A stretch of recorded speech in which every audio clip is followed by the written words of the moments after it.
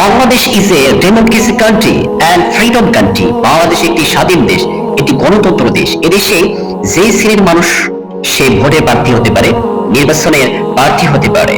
বাংলাদেশের জনগণ people are free to vote for anyone ডিওয়াইস।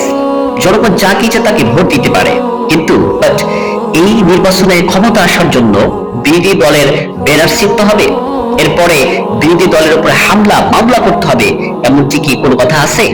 এটা কি দ্যাট ইজ হিউম্যান রাইট? এটা কি মানবতা হতে পারে? That is democracy country? এটা কি গণতন্ত্র দেশ হতে পারে? গণতন্ত্র মানে কি? জনগণ যা কিছু তাকে ভোট দিতে পারে, জনগণের ইচ্ছা। আপনি যদি ভালো হন অবশ্যই আপনাকে ভোট দেবে, কিন্তু আপনি যদি খারাপ মানুষ হন, অশ্লীল হন, আপনি যদি মন্দ মানুষ হন, তাহলে জনগণ আপনাকে ভোট দেবে না।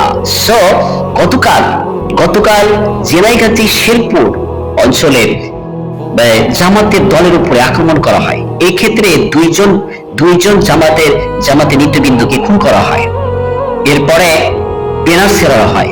এটি কি গণতন্ত্র দেশ হতে পারে? That is human right? এটি কি মানবতা হতে পারে? সো আপনাদের কাছে প্রশ্ন, আপনারা কমেন্টে জানিয়ে যাবেন।